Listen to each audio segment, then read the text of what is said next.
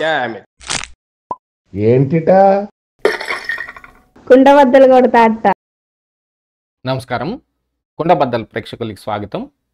రేపు సెప్టెంబర్లో జరగబోయే అసెంబ్లీ సమావేశాలకి జగన్మోహన్ రెడ్డి హాజరవ్వాలనుకుంటూ ఉన్నాడు. దానికి గల కారణం ఏమిటి? ప్రతిపక్ష హోదా ఇవ్వకుండా నేను అసెంబ్లీకి రాను అని భీష్మించు కూర్చొని కోర్టుకైనా వెళ్తాను కానీ అసెంబ్లీకి రాను అని కోర్టులో కేసు వేసి వాదిస్తున్న జగన్మోహన్ రెడ్డి అందులో ఎటువంటి ఫలితం రాకుండాను ఈయనకి ప్రతిపక్ష హోదా ఇవ్వకుండానే రేపు రానున్న అసెంబ్లీ ఎన్నికలకి హాజరవ్వబోతున్నాడు అనే ఒక సమాచారం ఇప్పుడు బయటకు వస్తుంది. దాని వెనుకున్న అసలు కారణాలు ఏమిటి?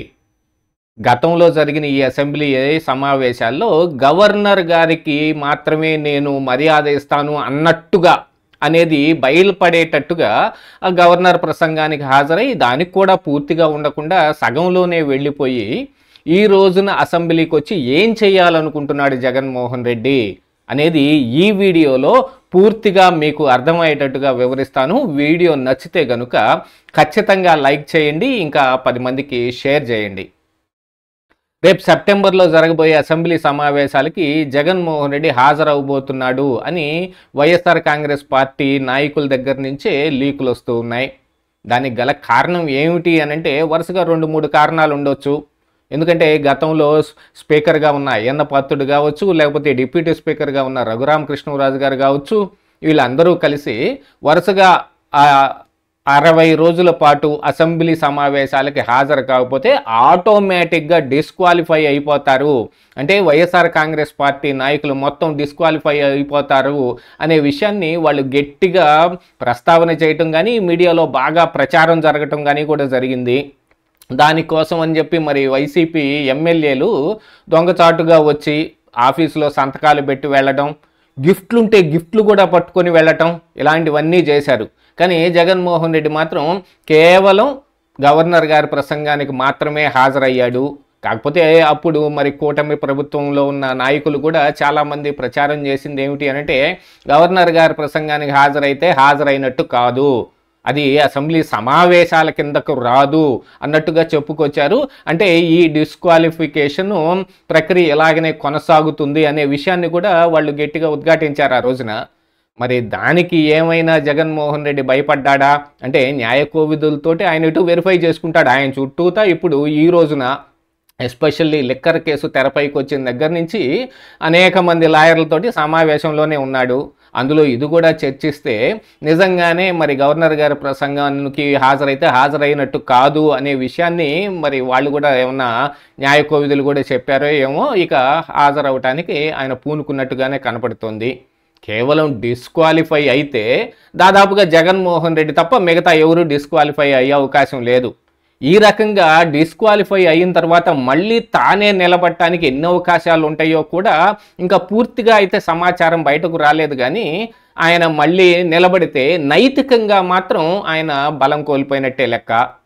కనీసం అసెంబ్లీకి కూడా వెళ్ళని వాడు, ఈ అసెంబ్లీకి రానందు కారణానికే డిస్క్వాలిఫై అయిన వాడు ఇప్పుడు మళ్ళీ అసెంబ్లీలో ఎమ్మెల్యేకి ఎలా పోటీ చేస్తాడని మళ్ళీ కూటమి నాయకులు విరుచుకుపడతారు.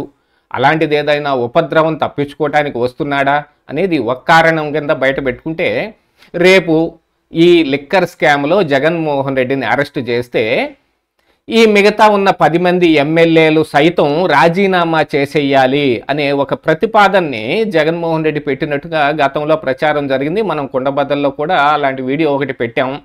కాకపోతే దాని మీద ఎమ్మెల్యేల రియాక్షన్ ఎలా ఉంది అని అంటే జగన్మోహన్ రెడ్డికి క్వైట్ ఆపోజిట్గా ఉంది.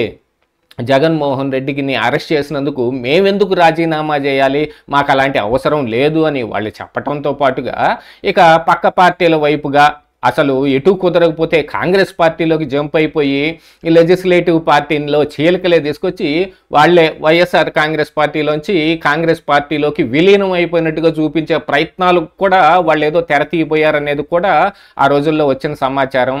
దానికి నేతృత్వం వహించమని బొత్స సత్యనారాయణ అడిగితే నా ఆరోగ్య కారణాల రీత్యా కానీ ఇప్పుడు నాకున్న ఇంట్రెస్టుల రీత్యా కానీ నేను ఆ పని చెయ్యను, మీరు కావాలంటే మీరు సొంతగా చేసుకోండి అని చెప్పాడు అనేది కూడా ఆ రోజున బయటకు వచ్చింది. మరి ఎమ్మెల్యేలు మాత్రం వాళ్ళ ఎమ్మెల్యేగిరి కాపాడుకోవటానికి అసెంబ్లీ ఆఫీస్ దాకా వెళ్ళి సంతకం పెట్టిన వాళ్ళు ఈ పని చేయకుండా ఉంటారా? మరొక పక్కన మరి కాంగ్రెస్ పార్టీలోకి వెళ్ళినా కూడా ఇప్పుడు అక్కడ అధ్యక్షురాలుగా వైఎస్ కుటుంబ సభ్యురాలే ఉంది. వైఎస్ రాజశేఖర్ రెడ్డి నుంచి ఈ జగన్మోహన్ రెడ్డి వైఎస్ఆర్ కాంగ్రెస్ పార్టీ వైపుగా ఉంటే మరి షర్మిలారెడ్డి కాంగ్రెస్ పార్టీలో ఉంది. నేతృత్వం అయితే ఒకటే, మాకు ఇద్దరు రెండు కళ్ళ లాంటి వాళ్ళు, మేము ఎవరితోనైనా ఉంటాం అని చెప్పుకోవడానికైతే వాళ్ళకు ఒక అవకాశం ఉంది. కానీ మరి ఇక కాంగ్రెస్ పార్టీ ఎమ్మెల్యేలుగా కొనసాగుతూ వాళ్ళు ఆ దిశగా బలపడే ప్రయత్నాలు కూడా చేసే అవకాశం ఉంది. దాంతోపాటుగా మొన్ననే మరి జగన్మోహన్ రెడ్డి రాహుల్ గాంధీని అయితే విమర్శించగలిగాడు, కానీ ఏ ఓటు చోరీ మీదనో ఏ ఈవీఎంల మీదనో జగన్మోహన్ రెడ్డి పోరాడుతూ ఉన్నాడో అదే అంశాన్ని రాహుల్ గాంధీ ప్రస్తావిస్తున్నా దాన్ని వ్యతిరేకిస్తూ ఈయన ఒక స్టేట్మెంట్ ఇవ్వడం కూడా మనం గత జగన్మోహన్ రెడ్డి ప్రెస్ మీట్లో చూసాం. అంటే నరేంద్ర మోడీ యొక్క ప్రభావం కోరుకుంటున్నట్టుగానే కనపడుతోంది.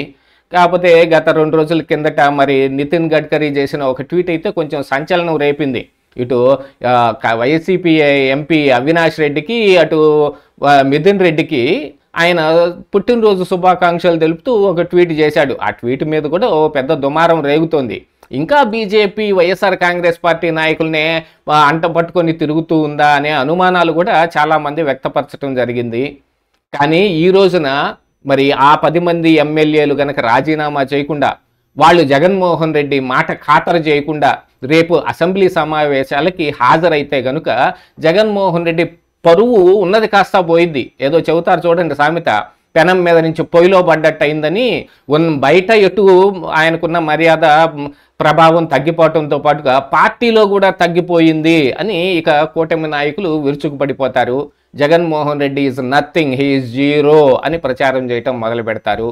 ఇది రెండవ కారణం. అయితే ఇక మూడవ కారణం, ఏ ప్రతిపక్ష హోదానైతే ఇవ్వని కారణానికి జగన్మోహన్ రెడ్డి అసెంబ్లీకి వెళ్ళలేదో ఆయన వెళ్లకుండా కేవలం ప్రెస్ మీట్లు పెట్టడం, లేకపోతే ట్వీట్లు చేయటం, ఎక్కడైనా ప్రజల్లోకి వెళుతూ ఆయన ఏదైనా ఒక కార్యక్రమాన్ని పెట్టుకుని వెళుతూ అక్కడ కూడా 1-2 సార్లు అబాస్ పాలవటం. బంగారుపాలెం వెళ్ళినప్పుడు మామిడికాయలు రోడ్డు మీద పారబోయించి జీవితంలో ఎక్కడా చూడని సీన్ ఒకటి దాన్ని చూపించారు. దానికంటే ముందుగా గుంటూరు ఏటుకూరు రోడ్డు దగ్గర మరి సింగయ్య మృతి ఒకటి జగన్మోహన్ రెడ్డికి పెద్ద అపఖ్యాతే తెచ్చిపెట్టింది. వీటన్నిటినీ దృష్టిలో పెట్టుకుని ఆయన దాదాపుగా ఇప్పుడు బయటకు రావటానికి కూడా సంశయించే పరిస్థితులు ఏర్పడ్డాయి. మరి ఇక ఆయన వాయిస్ ఎప్పుడు వినపడుతుంది?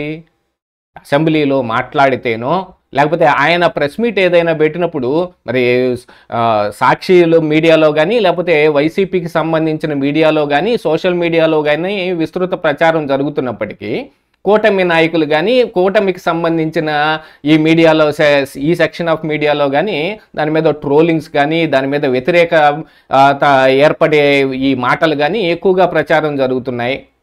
దీని మూలాన అసెంబ్లీకి వెళ్ళి గోల చేయాలి అని ఒక నిర్ణయం జగన్మోహన్ రెడ్డి తీసుకున్నట్టుగాను, అలా చేసినందుకు గాను సస్పెండ్ చేస్తే, నేను ముందే చెప్పాను కదా వాళ్ళు నాకు మైక్ ఇవ్వరు, నాకు మాట్లాడే అవకాశం ఇవ్వరు, నన్ను సస్పెండ్ చేస్తారు, మా గొంతు నొక్కేస్తున్నారు, ప్రజల వాయిస్ని వినిపించనీయకుండా చేస్తున్నారని మరొక రకమైన గోల చేసుకోవడానికి అవకాశం ఉంది.